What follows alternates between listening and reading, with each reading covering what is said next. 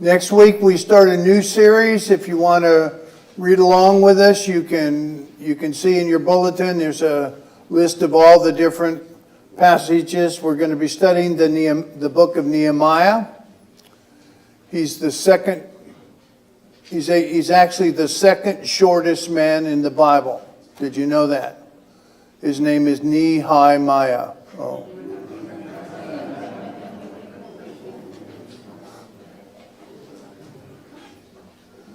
So I heard about a young guy who went to play golf, and he was paired with an 85-year-old guy. And he said it was very interesting. On every hole, the 85-year-old guy would give him advice on parenting and about marriage. And as they walked off the 18th hole, the 85-year-old guy said to the young guy, "Now don't talk to me while we're in the parking lot because my wife's here to pick me up, and she thinks I went deaf 10 years ago."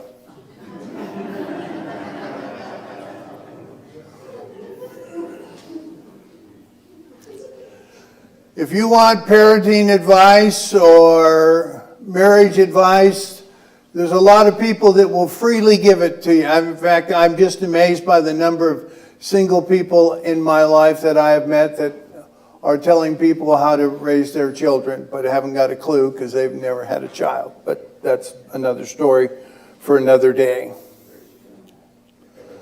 Today I want to talk about us becoming a God-honoring parent. It's the American dream to fall madly in love, get married, buy a house with a white picket fence, and drive your SUV around with your amazing 2.3 kids. It's a fun-filled day, and at the end of the day, they come in and thank you for being their parents. They give you big hugs and kisses and brush their teeth and are very happy to go to bed. Mom and Dad stay up in the glow of the fireplace and they snuggle. In this family, every day is a vacation and every night is a honeymoon. It's a beautiful dream, but I doubt if very many of us ever live in that beautiful dream. It's not reality. I've done a lot of interesting things in my life. Things that were challenging. Things that you probably never knew about me. I used to work in a grass seed warehouse in Harrisburg, Oregon, and sack bags of grass seed all night long. I worked the midnight shift in a lumber mill in Oregon. I've delivered pizza for Domino's. I know that's hard to believe. And worked nights as a custodian at a technical school. I even waited tables at a place called Sonny's Barbecue. If you've ever been to Florida or in the South, they're all over there. Which my sisters found very funny because they worked in the food service business, and they would mock me for the fact that I worked in a barbecue place. And they said, "We can see you now coming up to the table with my tremors. Do you want decaf or do you want regular?" Still have those tremors, always have had them. I've pastored churches for 55 years and experienced many highs and even some very difficult lows. But in all these things, none of them compare to the energy that's required to be a parent. You have to be everything. A teacher, a friend, a psychiatrist, a therapist, a doctor, a coach, a banker, a world-class wrestler, a mind reader, a referee with the wisdom of Solomon himself.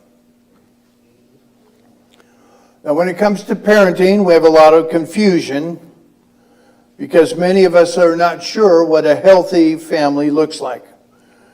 After all, what most of us base our parenting on is what we experienced as a child. by the way we were raised by our parents. And we aren't sure whether that was normal or not. Was it dysfunctional or not? Was it healthy or not?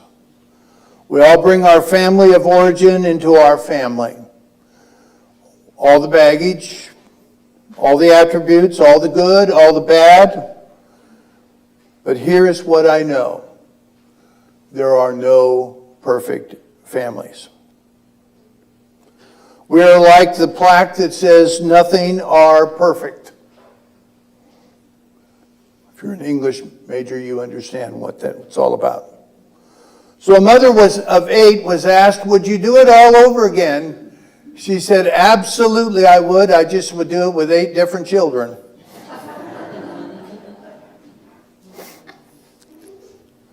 Our families may not be perfect, but the concept of family is so important to God. When he sent his son into the world, he entrusted him to the care of an imperfect family. It was as if he was saying, I want my perfect, sinless son to have a mom and dad, to grow up with siblings. And here's the deal. Since many of us grew up in unhealthy families, and many of you are first-generation Christians, you're the first generation in your family to be followers of Christ. You're asking, Bob, what does a healthy family look like? What should I be aiming at? So I want to give you 6 traits of a God-honoring family. I want to take that word family and walk through 6 traits of a God-honoring family. And that's point number 1. There's actually only one point, and then we're going to take that word family, and each of the points below it will be of that. Number 1 trait of a God-honoring parent or a God-honoring family, the number 1 trait of a healthy family is faith. Faith. In the New Testament book of 2 Timothy, we read about a mother and a grandmother who put on a clinic on how to pass the baton of faith on down through the generations. So Paul is writing to this tremendous young prodigy named Timothy. 2 Timothy 1:5 says, I'm reminded of your sincere faith, which first lived in your grandmother Lois and in your mother Eunice, and I am persuaded now lives in you also. Did you catch that? Where did that thriving faith come from? It started with his grandmother. There's something special about being a grandparent. We love our grandkids. As I jokingly say, we love them so much we wish they had them first, but didn't how it works. Some of you may have the t-shirt that says, let me tell you about my grandkids. Well, let me ask you a question. Are your grandkids catching the baton of faith from you? Do they know how much they matter to God? Do they know from you what a fully devoted follower of Christ looks like? Being a grandparent is a great privilege, and it is also a tremendous responsibility. Some of you owe your faith to your grandparents who prayed and who never gave up on you. And I'm going to say it as plainly as I can say it. Don't give up on your grandkids. Let me say it again. Don't give up on your grandkids. For Timothy, it was also not only his grandmother, Lois, but his mother, Eunice. We live in a world where it seems the families want to subcontract out those spiritual foundations to our kids and let someone else do that. We expect the church to do it. We expect the youth leader to do it. We expect church camp to do it, or maybe even a Christian school. It's my job as a parent to teach those foundational truths to our kids. For some of us, we make it more complicated than it is. Let me make just a couple of suggestions. Wherever you are, at home, in a restaurant, wherever you are, I'm going to encourage the father. Ask everyone to pause a minute.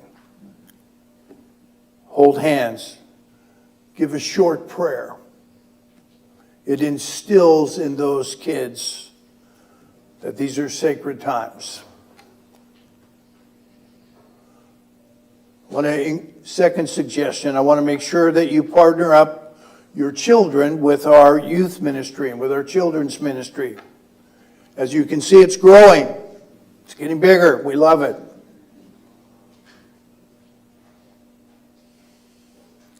I don't understand why parents will drive their kids all over the world for athletic events, for gymnastics, for scout programs, but won't drive them to church so they can be at the youth group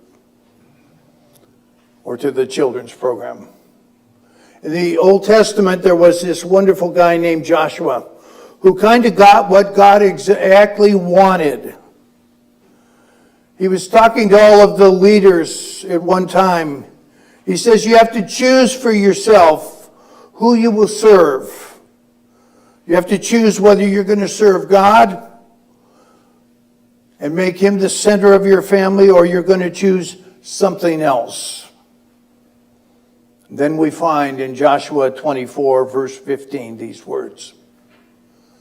But if you refuse to serve the Lord, then choose today whom you will serve. Would you prefer the gods your ancestors served beyond the Euphrates? Or will it be the gods of the Amorites in whose land you now live? Don't miss this next phrase. But as for me and my family, we will serve the Lord. Some of you have that plaque in your house, I know. As for me and my family, we have made the choice. We're going to serve the Lord. All right. Not just faith. Affection. Affection. Healthy families know how to give and receive tangible expressions of affections. With words or with looks, we express our love. It ought to be normal. Starts of words of love for your kids when they are very little. Did you ever play that game with your kids? Challenge them back and forth. I love you to the moon and back. I love you more than all the stars. One little girl said, I love you more than all the cat hairs on all the cats.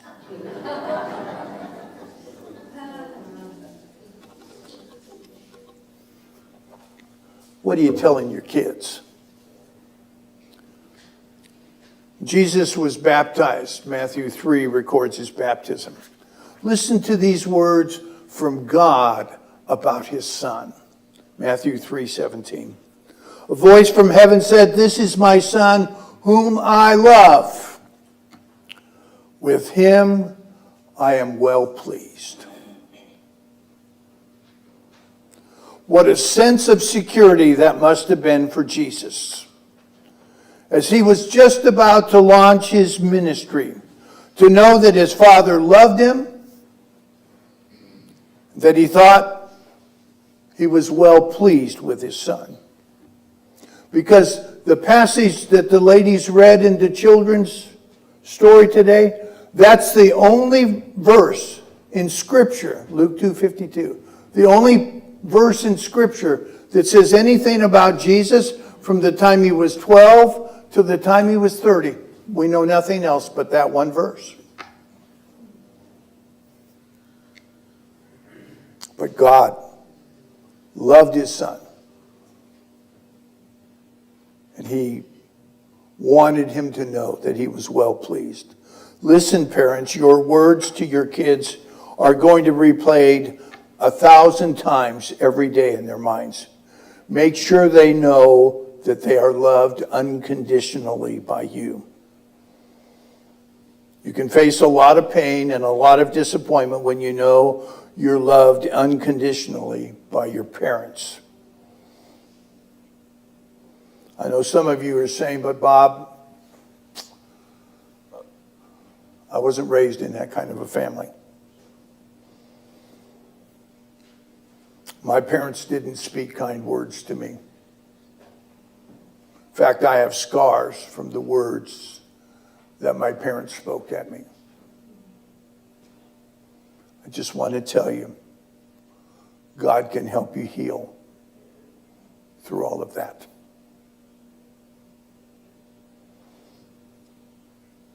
I promise you that if you'll give Jesus a chance and this church a chance, take advantage of the Bible studies and the life groups, that you'll be able to move forward with your spiritual life. All right, M, memories. Memories. Be intentional about creating family memories. In the Old Testament, when they would want to lock in a memory, they would build an altar. Last year I preached about Abraham, and we talked about his journey. Some of the time he didn't even know where he was headed. He was just letting God lead him wherever God would lead him. And he would, at various points, they would build an altar. It would be to denote a significant point in their life. An altar is not an idol. It's a place of thanksgiving, of prayer, and of worship. It's a memorial. It's a place where we remember. Can't tell you the number of times I sat down with a family. We're making plans for the funeral for a loved one. And I'll ask them, do you have any memories? And their eyes light up. And I can't write fast enough for all the memories.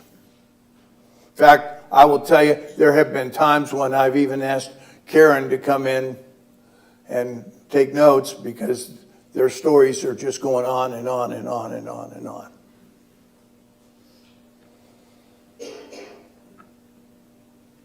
I hope this summer you will make memories with your kids. I want you, and those of you that have been here a while, you know how I feel about this.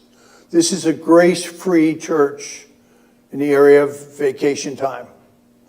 I know some preachers that will tell you every Sunday throughout the summer, they expect you to be here every Sunday, make your vacation short, cut them off on Saturday, and be in church on Sunday. That is not what happens here. If you are on vacation with your family, you go and enjoy those memories with your family. I was visiting with a couple this morning. Just got back from New Zealand. I said, you didn't go to Australia? I knew they weren't going to Australia. But they had, guarantee you, when you sit across the table from them at lunch, they've got lots of memories to tell you about New Zealand. Make some memories with your kids.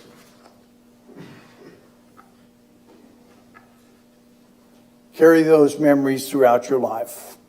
They're irreplaceable. And they're passed on to the next generation. Some of you have family reunions or gatherings, or you get together every year or every couple of years. Those are wonderful moments. Continue to do them because they bring a sense of identity and security. Family vacations are some of the greatest sources of memories for our kids. I guarantee you that all I would have to do was say to anybody here, let me tell you about a trip we took around the country when Clark was 10 years old and his two 10-year-old cousins. We went 10,000 miles, 28 days around the country.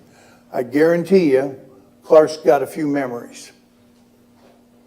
Mama's got a few memories of 10-year-olds almost flying off the cliff. We do.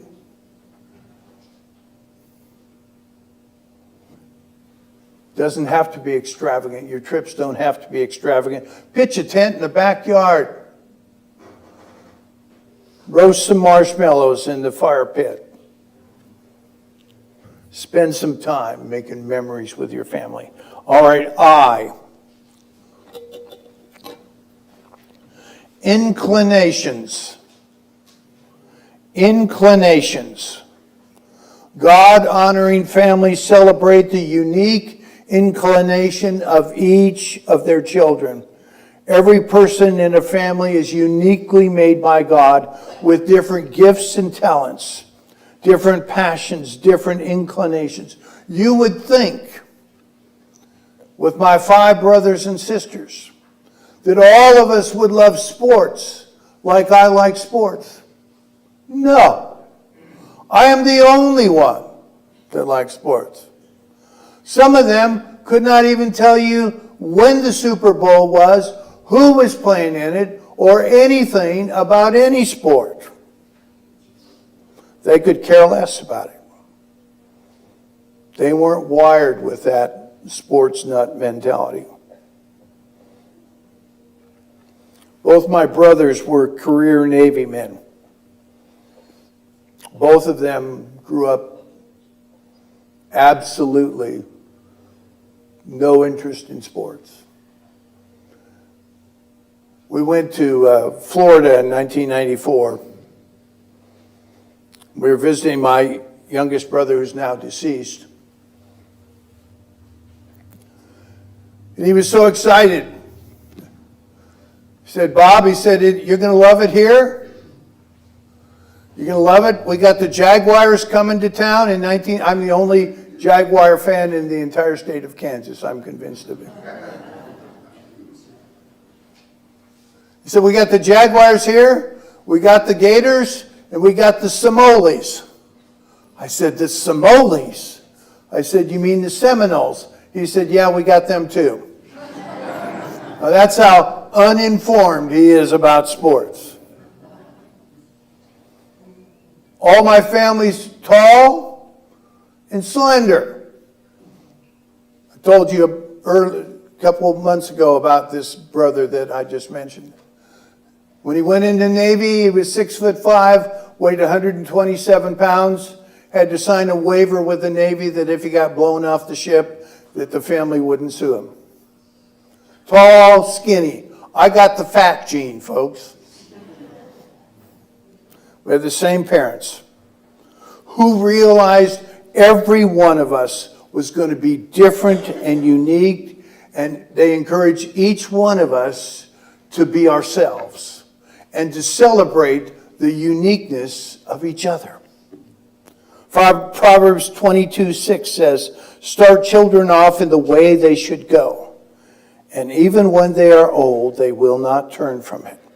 Now, many scholars believe this was intended to challenge parents to realize the unique inclination of each child and encourage them that they should go their own way. One might be artistic, another athletic. One might be musical or mechanical or mathematical, one who loves math. One might be a strong leader. The other one might be a laid-back person that likes to follow. One might be a Dallas Cowboy fan. The other one might be normal.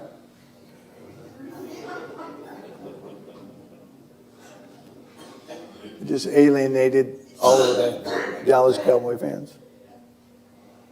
In healthy families, the unique inclination of each child gets celebrated. They help each other discover their own uniqueness, and they help develop them. All right, L, limits. Limits. God-honoring families set limits for their children. Some loving limits. Healthy families know where they have to be. They know what the boundaries are. Ephesians 6:4 in the Message says, listen to this, it's beautiful. Fathers, don't frustrate your children with no-win scenarios. Take them by the hand and lead them in the way of the masters. Families who thrive have parents who take their kids by the hand and lead them. Hebrews 12 says God disciplines those he loves. Our children are the one thing we leave behind that will tell the world what we were really like. Now, the Bible says you reap what you sow. And I believe kids need to know and learn that they will reap what they sow. Maybe as a toddler, you might say to them, don't touch that electrical outlet or you'll be in timeout. As a child, you might say to them, don't take your bicycle past the end of the street or I'll take it away for a week. Teenager, you might say, if you get a speeding ticket, you will lose your phone for a month. I know it's harsh. But kids need to know, we all need to know, there are limits. You will serve your kids well if you let them experience the consequences of their actions. I heard about a kid that got his driver's license and wanted to take the family out. He got proudly behind the driver's seat, and right behind him sat his dad. He said, Dad, is there a reason you're sitting right behind me so you can see how I'm driving? He said, no, I want to kick the back of the seat like you've been doing to me for 18 years.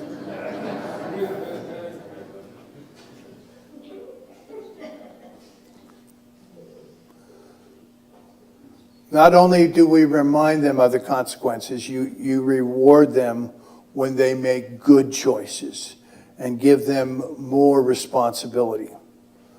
And don't try to fix everything for them. You can't. Take them by the hand and lead them in the way of the master. And the last one, why? That word is you. It stands for you. To have a healthy family, you must be engaged. You must be present. Way back in the book of Deuteronomy 6, and I want to read the 6th and 7th verse. These commandments that I give you today are to be on your hearts. Impress them on your children. Talk about them when you sit at home and when you walk along the road, when you lie down and when you get up. It's not about them, it's about you. You notice how many yous and yours there is up there?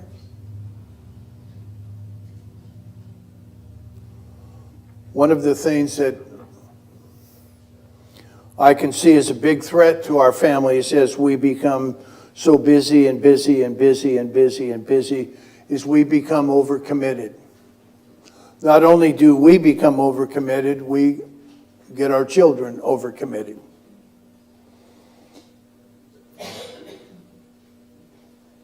I want you to be careful about how much you overcommit. We put so much emphasis on extra stuff that our family suffers from it. When our son was growing up, I wanted him to know that we not only loved him in our hearts, but we loved him in our schedules. We went to every game he played. We went to every FFA event he was involved in. I learned more about sheep than any man should ever know. He taught me how to dock their tails, how to get them ready for a show or for a fair. Whether it was the county fair or the state fair, we were there every day with him. We went all over Oregon. I can remember the day vividly when he said, "Dad, we got to trim their hooves." And I looked at this 350-pound Hampshire ram and said, "How in the world are we going to trim his hooves?" And he said, "It's easy, Dad. You just flip him over on his back." Yeah, right. So we did. We flipped him over on his back, and you know what? He just laid there, and Clark trimmed his hooves. That memory is etched in my mind. To ask our families and ask our kids to take the leftovers of our schedules flies in the face of everything the Bible teaches us about our families. And let me just say, as a pastor, a lot of those events happened on like Wednesday night. I was privileged enough to be with elders who held the family with great esteem. And they would say, "Bob, we'll take care of Wednesday night Bible study. You go to Clark's game, or you go to that FFA event, or you go to whatever Clark's involved in."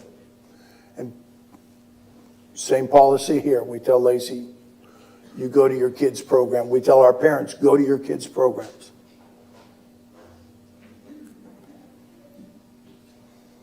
Greatest gift that you can give your kids is you. Because sometimes the pace of life wrecks relationships. If you're looking for some guardrails, some wisdom to help you with your children or your grandchildren, maybe this acrostic family is it. Faith at home, massive amounts of affection, make some lasting memories. Remember to celebrate the unique inclination of each child. Set some reasonable limits and make sure that you are fully engaged in their lives. So let me ask you, this is our conclusion. Let me ask you, how are you doing with these traits? How are you doing with these 6 traits? I'm going to hope that maybe there's 2 or 3 there that you can hold on to that can help you to be a better parent, a better grandparent. Because our kids are so precious to us. We're going to sing a great song for our closing song today. It's called Waymaker. It's by Michael W. Smith. I want to invite you to come as we stand and as we sing.